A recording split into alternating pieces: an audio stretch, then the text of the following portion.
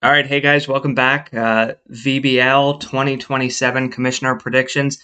Hopefully, the lighting is a little bit better for you all. I'm going to jump in right now to the AL Helton division. And so we're going to do just like we did with the AL or the NL Web. I'm going to take it from last place all the way up to first place, give you a few thoughts, try and keep this within 30 minutes if I can. And then I'll just tackle each division as I get to them. All right, so let's start with who I've got finishing in last place. All right. All right, so I've got the Border City Bucks finishing in last place this year. Very storied franchise, obviously. You know, one of the interesting things about this team is usually it takes about 3 years to rebuild. You can see that right here in 2012 through 2014. Then they had that kind of like, treading water year in 2015, and then they exploded, right? Got themselves a championship, had a nice playoff run, and now they're back into that rebuild mode. I'm not sure if this is that similar 2015 year. I'm not sure if they are at that point yet, but they do have some talent and they have a lot in the farm system that I think they're just kind of getting ready to unleash right now. So last year they won 53 games, pretty rough year for them, obviously. I would say this team is definitely improved from last year, but it still doesn't have the big time prospects that are ready to make that splash at the big league level to kind of interject themselves, maybe not in the playoff race, but to make themselves a kind of a pesky opponent. One interesting thing I noted here was, sorting their best players. Sanchez here is, OSA loves him.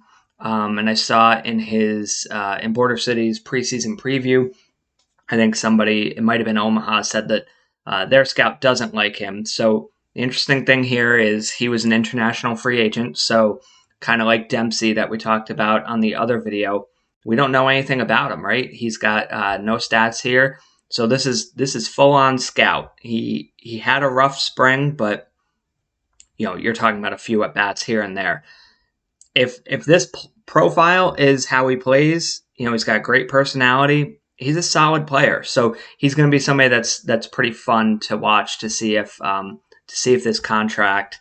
It's a big money contract too from Border City, so we got to see if this pays off. But if it does, if he plays to this profile, that makes that's a pretty dangerous middle of the lineup kind of hitter. But realistically, even if he hits to his potential, this lineup just doesn't have enough firepower to keep pace in this division. Their top three guys, Fernando Martinez, solid player. Adrian Ryan is, he didn't slug 500, so that always worries me for a first baseman, but ultimately is a good enough player for this team, especially. Melvin Brown is, coming off a down year, quite honestly, in terms of right here, 256 average. He had the WAR. He's got he can play, so don't get me wrong. It's just that's kind of a boring slash line there. 761 OPS, not very good. His OPS plus was under 100, so he performed below average for a third baseman with the bat. Obviously, with a 3.5 WAR, though, that's pretty solid. So it'll be interesting to see how he does this year as well. But ultimately, like I said before, there's just not enough within this lineup to really make them a significant threat in the division. Let's see. In the pitching staff, your best pitcher here is Luis Castillo, probably 3-star according to OSA. He's been all right. He hasn't been bad by any means. One thing I noted here is the long ball is going to hurt. You have almost everybody in the pitching staff has a movement, according to the OSA, of under 60. That's last place stuff right there. Especially in this league, that's going to hurt you. So ultimately, I just think that this rotation, this entire pitching staff, quite honestly, is average on their best days. Castillo isn't a bad pitcher to have, like I said, but having him be the number one going against other teams' number ones, he's not going to be able to keep up.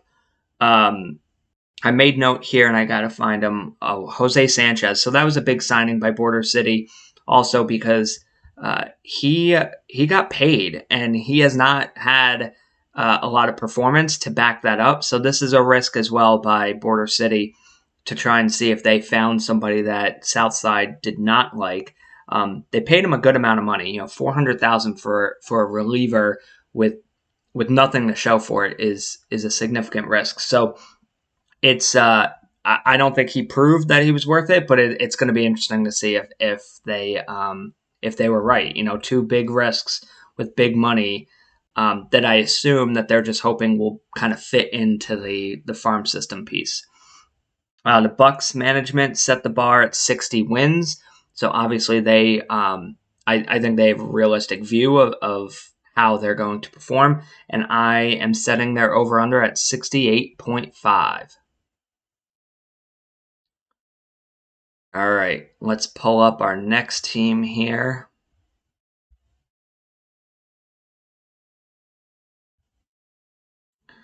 All right, sorry to do it to you, but Puerto Rico, this is a team that I often don't see what management sees and vice versa. Sometimes I say they're going to be worse than they end up being. Sometimes when I predict them to be pretty bad, it's kind of like a shock, and then it happens. That's kind of what happened last year, I think. Last year, 84 wins. They looked like they were that playoff team, and then they just tailed off. So it was kind of like the prediction met in the middle. 75 wins the year before. So they've been struggling. This year, 2024 was the peak. But they have had some just up and down years. And I think ultimately, I know I said it last year, I'm going to jump right to the pitching staff because I feel like Dave Dowden probably should have been traded. I had a feeling he was going to opt out, and he did.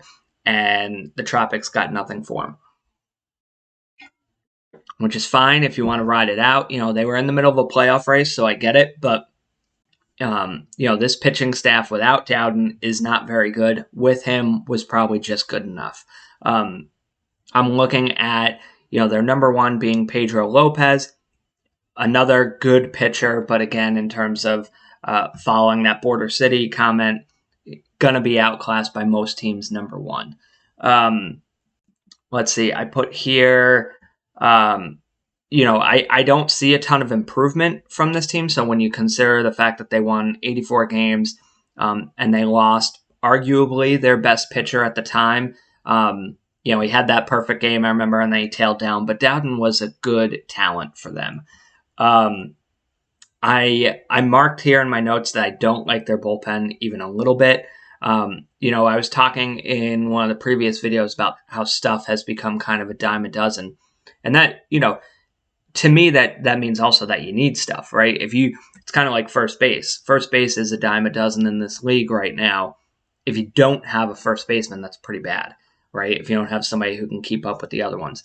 Here, I see a lot of arms that are just not going to be able to get batters out. You have minimal stuff here and minimal movement here.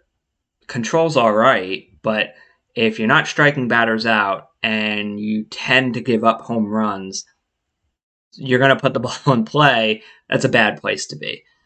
So this bullpen, I think, is going to cause a lot of problems. Starting rotation, quite honestly, is, I think I said it a few minutes ago, but it's just not that good. It's fine, don't get me wrong, but once they hand that ball over to the bullpen, it's not going to matter how the starting staff performed. And then with the lineup, I just don't think that there's a lot here. This is obviously right here. You got Bregman, who's a very good player. Magana, very good first baseman, no problem there. But then we're dipping into kind of below average stuff here. So you've got some significant shortages in the lineup here with a bullpen that's going to struggle a ton and a rotation that's just barely good enough. That spells trouble for me. Another thing to note here is this team's not going to put the ball in play a ton. That's pretty low for contact. So you have 4 starters right there who have contact under 60. That's a tough place to be. One thing I did note here was that it was kind of sad that, let's see if I go to salaries. Hoyt Adams, unfortunately, is starting the year in AAA. So I think Hoyt Adams, great career. Last year's WAR probably hurt him, but this is it for him. He's a free agent after this year. So I'm not sure if somebody can get anything out of him. He might be worth a flyer if you have a bad team because he's very popular. I'm not sure that management's going to want to trade him away because I know that they love him, but this is it for him with this franchise. So if I go back to their homepage here, I mentioned here in my notes, it's just going to be a long year. Maybe, luck tends to find this team. I don't know why. It's a good place to be. Sometimes it's better to be lucky than good, but they set their goal at 90 wins, which if this team wins 90 games, then I would be pretty surprised because I have their over-under set at 69.5. All right. We're going to go with the next team here. Let me load them up.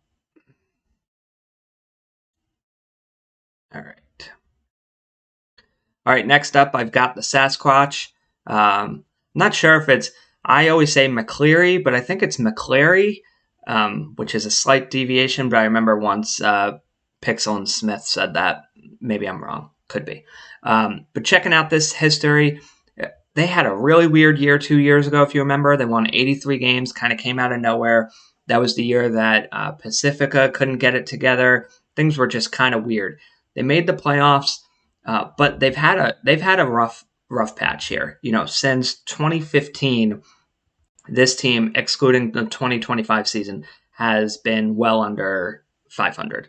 So, for me, it's about time that this team figures out who they are and if they are going to go for something right now or if they're a long-term rebuild and they got to rethink how it's going, because they have 2 of probably the most valuable players in the league in Adam Brown, who, he's locked in through 2032. I'm not sure if there's any options. No, he's locked in. So this guy's a part of this franchise for better or worse for the next several years, and he's a great player. So he put up a 7.6 WAR last year. He is a stud, but he's also turning 30 after this season. So you have an under 500 team that, he's unhappy about it too, looks like right here. They got to figure out this guy's future. Is he a part of the Sasquatch long term, or is he a part of, the effort to kind of retool the rebuilding effort and figure out a way to get this done? Because not only is he a guy to worry about, but also you've got Moyer. Ronald Moyer is one of, if not the best pitcher in the VBL. Put up a 9 WAR last year, 6.7 year before. He put up 9.1 in 2024 and a 7.3 last year. So he is just a really good pitcher. But again, he's coming up on a contract. So this team's going to have to figure out whether or not they can sign him, first of all. And then if they can't, what are they going to get for him? Because you got to get rich off of trading him. And if you don't get rich off of trading him and he walks in free agent, that's the kind of thing that just cripples a franchise. So for me, hold on, just messaging. Of course, you get a call during recording. Why not? So for me, if I go really quick, I wanted to also point out, I think Suzuki is a really great player. Only put up a 2.5 WAR last year, but he was a rookie. Doesn't have the best personality, but he's a really good player, and he's somebody that I think this team could probably build around in left field. He's only 22 years old. So again, who is this team long term? because after Brown and Suzuki, there's not a ton here. The lineup is definitely going to struggle. They're going to have Brown and Suzuki do whatever they can, but after that, we're on the struggle bus here. And again, I mentioned it before, the majority of this team is not going to put the ball in play. There's not a lot of power here, minimal eye. So offensively, it's just not going to happen for the Sasquatch. One thing I wanted to say also in my notes here. So, we talked about stuff, and this team is not going to do a great job at avoiding the strikeout. You've got, that's a weakness for Suzuki, Arias, and then, Ruiz and Bachelor. They're going to strike out a ton in a league where strikeouts are happening a ton as well. So, that's something to look for this lineup. I just don't think that there's a lot of depth on offense. I did note here, and let me see if he's in AAA. I mentioned here Neil Goto. So let me see where he is. I don't see him. Oh, here he is. He's in Single A. I look at this profile. I don't see why he's in the minor leagues. He was a draft pick last year, first rounder. This profile, this looks ready to me. If Suzuki's in the big leagues, I don't see why this guy shouldn't be in the big leagues. He looks like he plays an all right center field. It's not the best. Maybe some help in the offseason might help there, but he looks like somebody who's ready to go, in my opinion. But even with him, I don't think that he's going to make them a playoff team. I just think at this point, this franchise has to figure out where they're going. You look at the pitching staff, obviously, it's unfair to say that there's a drop-off after Moyer, but there is a massive drop-off after Moyer. In the rotation, when you're talking about Zellers and Zimmerman being, I guess, in essence, your number twos, Hubbard, just not good enough, right? This is your number two. You're gonna have those games against when you pitch Moyer, where you're losing 1-0, 2-0. It's going to be frustrating. And then you're going to hand the ball to these four guys and go on a probably significant losing streak. So, Moyer's going to be that losing streak stopper, but these guys are going to start it all over again. So I just, I think really this team is going to be about figuring out Moyer and Brown. Are they putting them up for trade? And if so, you got to get rich, really rich if you're trading Moyer. Or you got to lock down Moyer and then figure out how to build a team around him. Because in my opinion, they're about 15 players away. And that's not a great place to be when you have a guy like Moyer at 25 years old who's going to need a contract within 2 years. So I have their win total over under at 71.5.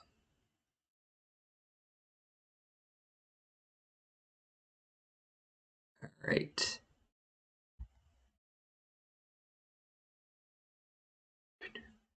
All right. Next up, I've got St. Paul. Of the four expansion teams, they have been the most successful. They made the playoffs in their first 2 years of existence. Last year, they dropped down to 73 wins, weren't really in the mix.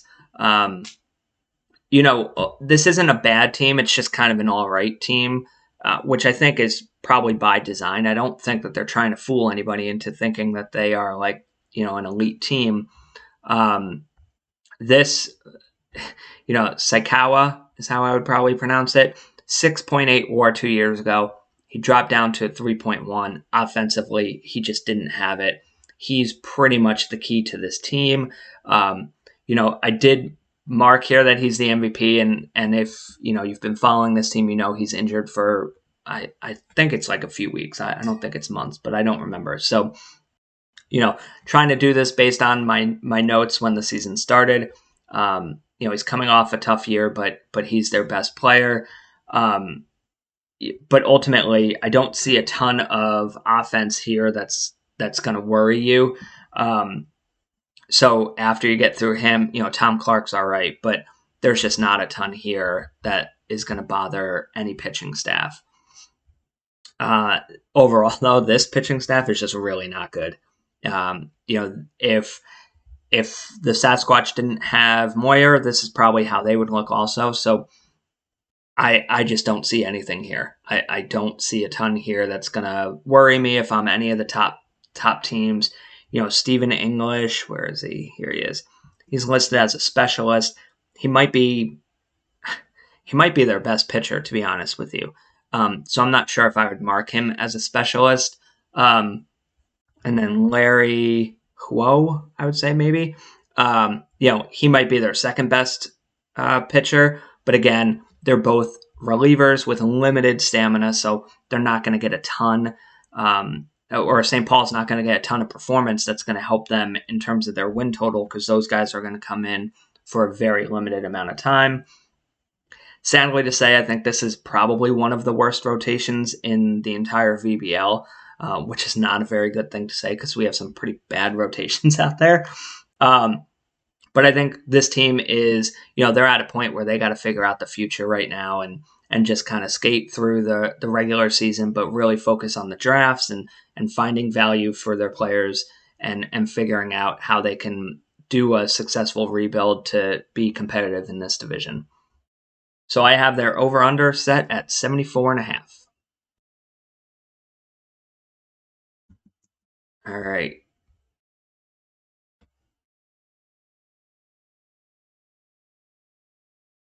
Next up in fourth place,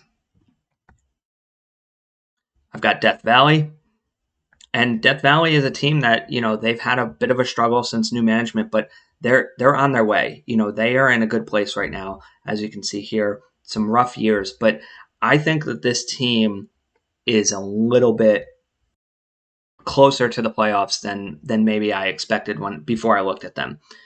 Cisco being their number one, he's a very good pitcher. Again, I don't think he's Ronald Moyer, but he's a really good pitcher, and he's going to give them a chance every fifth day.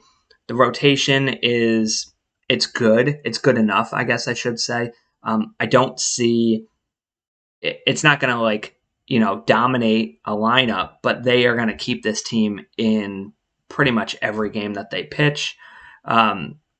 Offensively, another good lineup. I think management's starting to figure out what works for them and what doesn't. Vasquez is their best offensive player, but I would say probably Vargas might be their best overall player. His bat needs to come to life a little bit, but his glove makes him worth being in the rotation, or in the lineup, I should say. Overall, when I look at, what did I say here? Oh, they are the fastest team. I did want to make that. They're the fastest team in the division, which they're not as fast as your Cumberlands or anything like that, but they do have the ability to, run. So that's going to be an interesting aspect of their game to keep an eye on. But they're going to hit for good power. Really, this team is going to be as good as this lineup allows them to be. Their bullpen it's all right. I'm thinking that the design here is to have the starting staff kind of keep them in games, have the lineup keep up with whatever the opposing bullpen's doing, and just hope for the best. They aren't great, but they aren't bad either. And I've set their over-under at 84.5 wins. A couple upgrades here and there, and this team might actually push for the playoffs. All right, speaking of the playoffs, so my number 3 team in the playoffs is going to be the Whale. So the Whale have won the division each of the last 2 years. So they're at their peak years right now. We talked about it with Puerto Rico. They brought in Dave Dowden. Solid signing. This team is kind of like the Muck Dogs in that they have a lot of talent on their team, but they don't have that true number one guy. Their number one guy is their closer, Chris Sharp, who's just as dominant as they come. So when they hand the ball to him, they're in good shape. Dowden, Howard, Stevens, they're good pitchers. So they are going to keep the Whale in these games. They're going to give them a fighting chance every time they go out there. This team just doesn't have that guy that they can, rely on to just shut down the opposing team. But offensively, they're so good. Acuna, Bird, Maldonado, Gonzalez, this is a very good lineup. If I'm looking at how to build a lineup, I'm looking at a team like this. I'm looking at the Muck Dogs, things like that where they can beat you in multiple ways, right? They put the ball in play. They've got a good amount of power. They have some speed at the top, but not a ton. So that's something that, a lot of teams are relying on speed right now. Hartford doesn't, but they also defend really well. So you see here, most of their lineup is pretty good. On defense, their holes are in the corners of the outfield, but they're not going to get rid of Bird, and then we'll see if they do anything with Fields. But Fields is a pretty good player too, so I don't think he needs to be upgraded. Ultimately, this team for me, it's all about this number one spot. If they can find a way to bring in an ace, like a true ace, then this team might be on the doorstep of a championship. But they should be able to make the playoffs this year, and then at that point, it's a roll of the dice. I put their over-under, though, at 89.5. All right, so second place in the Helton goes to the Meatballs. Probably the best uniform in the league. They returned to the playoffs last year. They had a 9-year absence. This is a team that I often overrate, but I think I got it right last year. 92 wins. They're kind of like the Bizarro Tropics, where I always predict them to be better. I always predict Puerto Rico to be worse, and then the opposite happens. From a lineup standpoint, this team is really good. Really good. There are no problems here. Offensively, they're gonna just beat you up. Second base is probably their weak spot with the lineup, but his glove makes him worth it, and with the lineup around him, should have no problem using that spot for a glove. Good power, so those pitching staffs with the low movement, the Meatballs they're gonna pound you.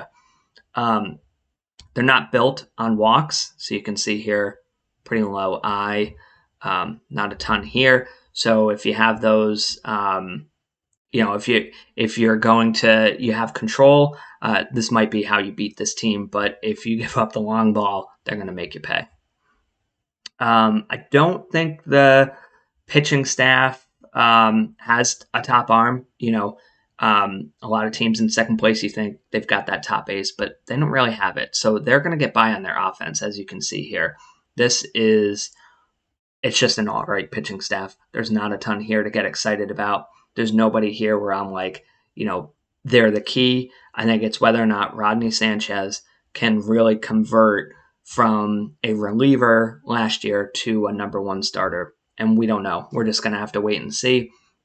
If he can, that makes them a much bigger threat than they were last year, especially in the playoffs. But if he struggles in that spot, then the lineup's going to have to do most of the heavy lifting, and that's a tough place to be. Overall, though, I mark here, they've got what it takes to stay in the race, and I've set their over-under at 91.5. All right, so that takes me to division winner, which makes it easy. All right, I don't see how this team does not make the playoffs. They obviously, as you all know, are one of the best teams in this league's history. They had a little struggle here in 2025. 26, they had to get pretty hot to reach the playoffs with 89 wins. But I think the last 2 years, this division probably had their fun while the Pants were trying to figure themselves out. But their lineup, Sausalito's is good. This lineup's great. So this lineup's not going to take any nights off. They are one of the best lineups in the league.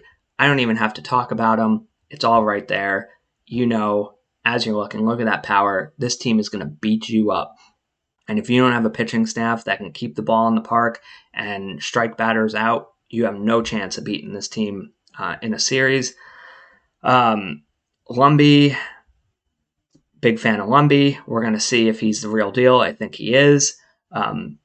Ramirez, same idea. These two had limited time last year, but now they're ready to break through, and they're going to really make a difference for this team. One thing that I should go back here, they're not really built on defense. This is a team that's just going to beat you up with runs. They're not going to stop you from scoring runs with their glove. With the pitching, Pulliam is really good. I'm not sure if he's like that true number one, the guy that I look at like as elite, but in this division, he probably is. Outside of Moyer, he might actually be the best starting pitcher in the division. But again, with the lineup that they have, they don't need a ton of stars in the rotation. If they get one, though, then watch out, because this team, again, is probably going to score the most runs, at least in the AL. But overall, I would be shocked. I would be pretty shocked if they don't make the playoffs. And I have set their over-under at 98.5. All right, so that is my Helton division. So I've got Pacifica winning the division. I've got the Meatballs playing the Whalers in the playoffs to see who plays them. And I'll be back with the other divisions later. Thanks, guys.